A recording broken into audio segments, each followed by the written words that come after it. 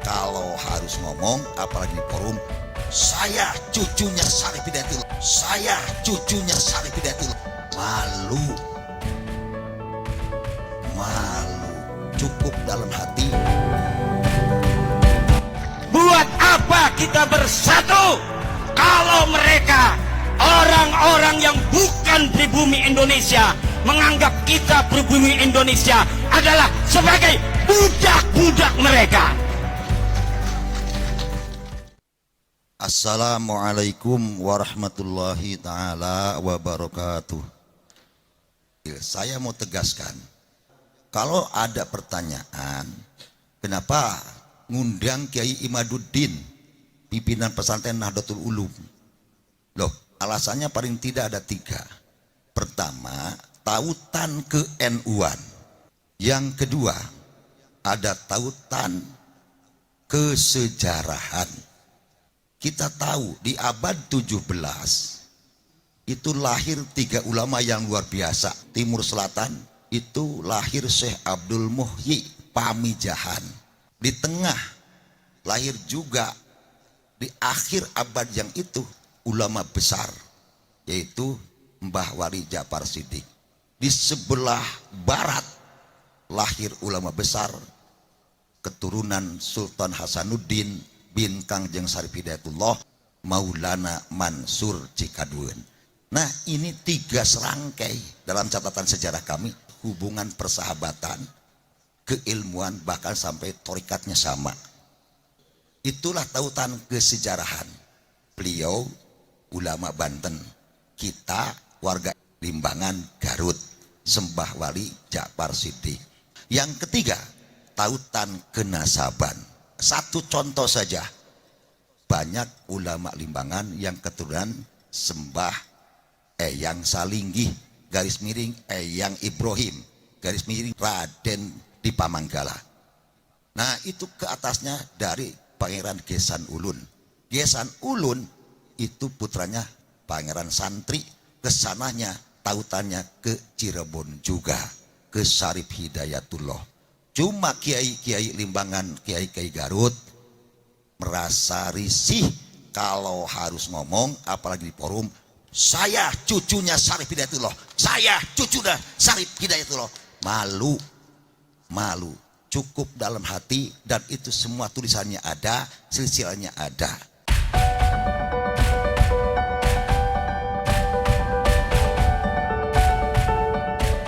Assalamualaikum warahmatullahi wabarakatuh.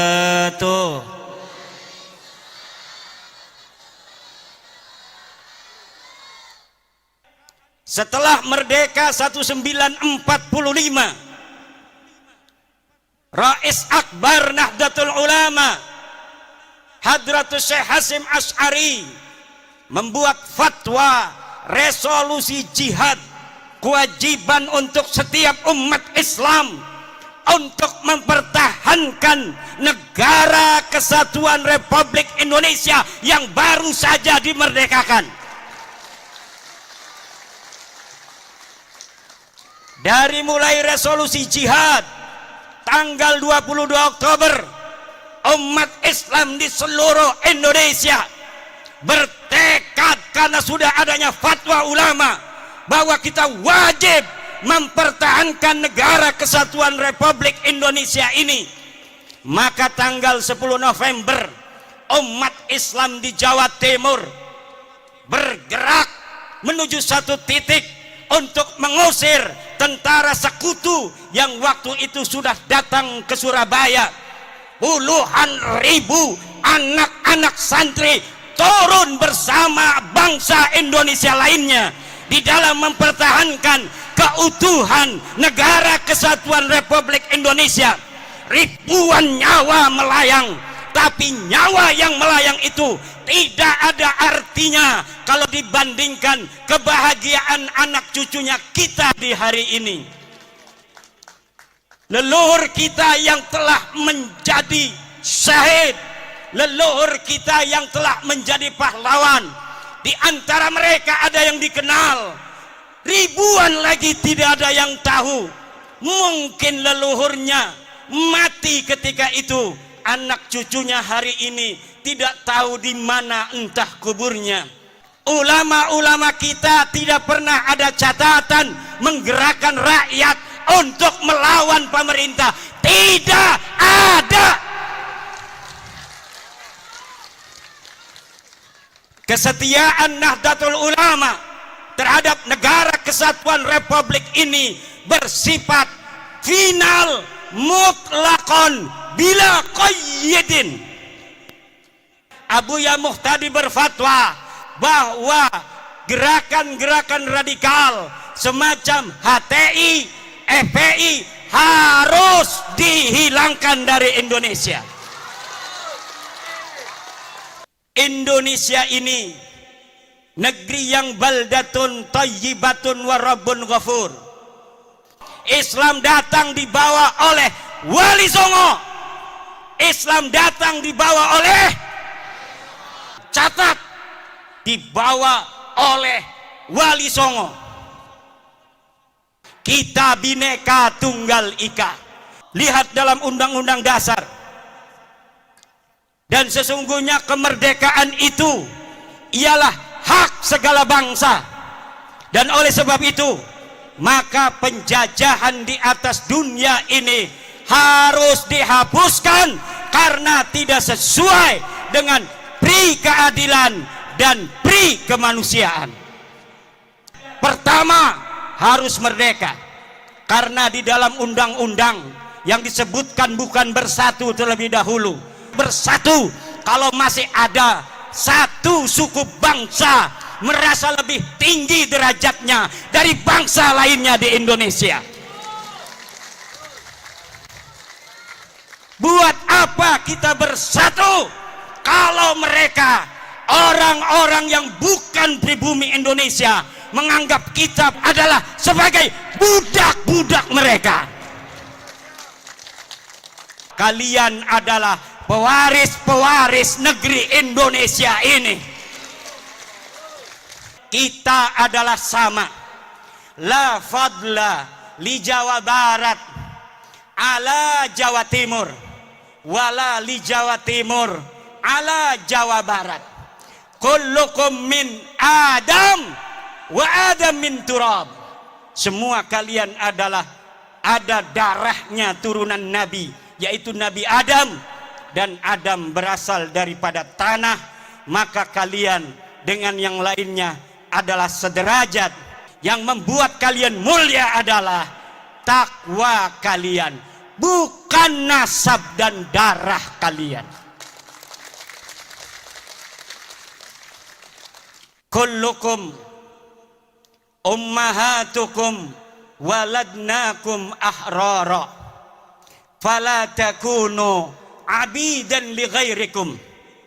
Ibu-ibu kalian melahirkan kalian dalam keadaan merdeka, maka jangan sampai kalian menjadi budak-budak dari selain kalian.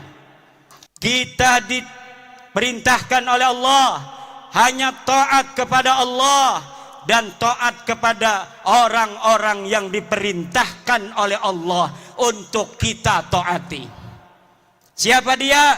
Ati'ullaha wa ati'ur rasula wa ulil amri. Walaupun dia bukan keturunan daripada Raden, kalau dia jadi RT wajib dia ditaati karena dia adalah ulil amri.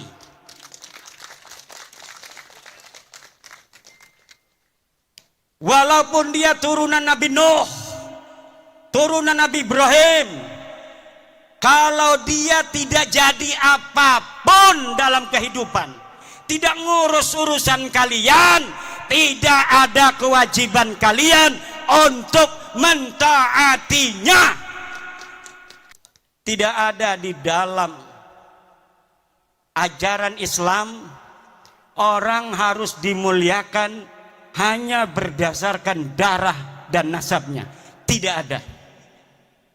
Ada orang-orang yang memperkosa saudara, memperkosa hadis-hadis Rasulullah tentang ahli bait. Kemudian hadis-hadis tentang ahli bait itu dibawa maknanya untuk diri mereka. Kemudian dengan itu mereka doktrin umat, mereka doktrin jamaah untuk buta hati mereka, hanya melihat cinta dari mereka, tidak melihat cinta dan ajaran selain mereka, sehingga cinta dan ajaran selain mereka dimunafikan. Ini adalah penjajahan pikiran, penjajahan rohani. Allah berfirman, walaqad karramna bani Adam, dan sungguh kami telah memuliakan anak Adam. Allah lah yang telah memuliakan kalian, wahai orang Garut, wahai orang Limbangan. Maka jangan hinakan kalian di hadapan siapapun atas nama apapun, kecuali di situ ada perintah Allah Subhanahu wa taala. Sekarang ini doktrinnya beda. Kalau engkau mencintai cucunya Rasul, walaupun ibumu sakit, maka engkau harus hadir apabila ada panggilan juang. Kalau ada panggilan jihad. Jihad apa? Negeri kita ini sedang tenang, saudara.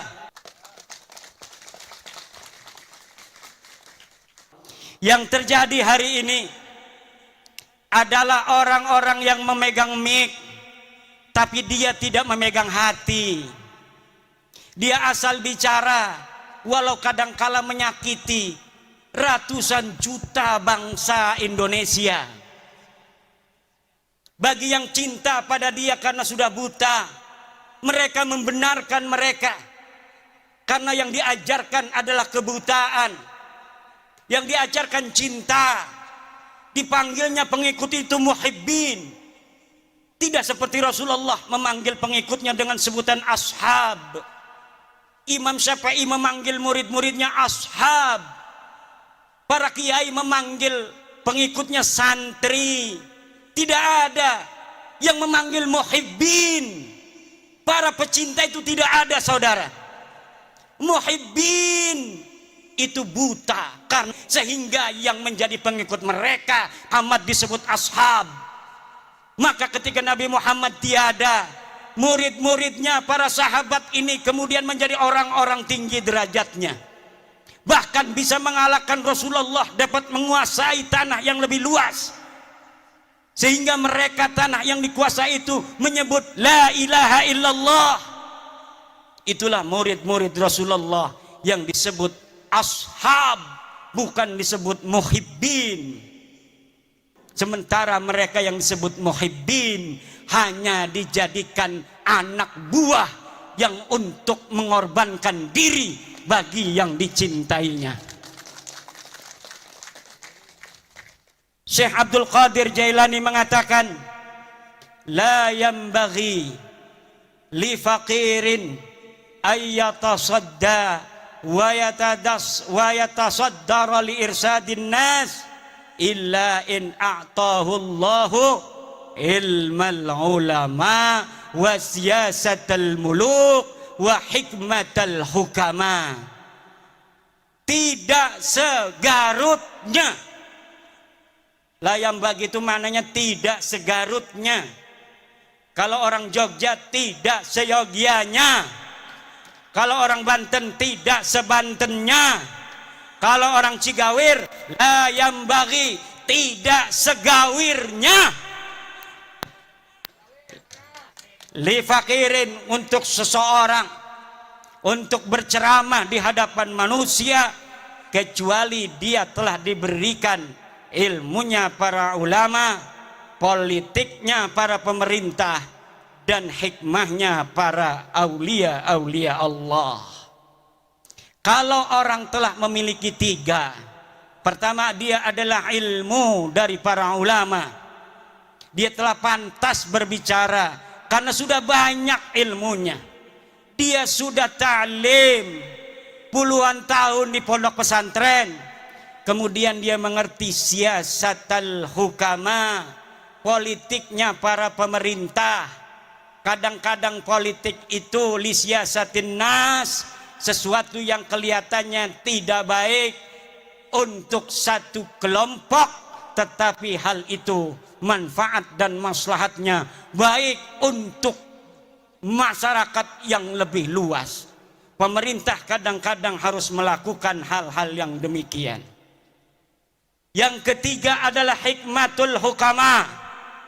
Dia harus mempunyai hikmahnya para aulia-aulia Allah, kasih sayang dan cinta di hati. Tidak setiap ilmu itu saudara bisa untuk diberikan di hadapan publik seperti ini. Yang harus diberikan ke hadapan publik seperti ini adalah apa yang menggerakkan mereka untuk mendekatkan diri kepada Allah dan menghilangkan perbudakan pikiran yang menggelantung di hati-hati masyarakat, sehingga pencerahan itu akan membuka dirinya untuk menjadi manusia yang merdeka, manusia yang betul-betul tidak menjadi budak daripada manusia lainnya. Di negeri sendiri, karena saya walau dari Banten, tapi ada kata orang tua, ada silsilah nasab ke Bandung, Garut, dan Sumedang Larang. Kalau kita dites DNA, maka orang Banten dan orang Jawa Barat, di dalam darahnya, di dalam tubuhnya ada darah Prabu Siliwangi yang mengalir, saudara-saudara. Lihat, ada berapa leluhur yang telah mati di medan juang. Ada berapa leluhur yang telah mati syahid dalam mempertahankan tanah Pasundan dan Jawa Barat ini, dalam mempertahankan Indonesia Raya ini, saudara. Maka kita, kalau ada tes DNA diperintahkan oleh Gubernur Ridwan Kamil, turunan Sunan Gunung Jati, hei orang-orang Garut, tes DNA, aing hayang nyaho siap keturunan saha, siap ente tes DNA, siap ente tes DNA, siap ente.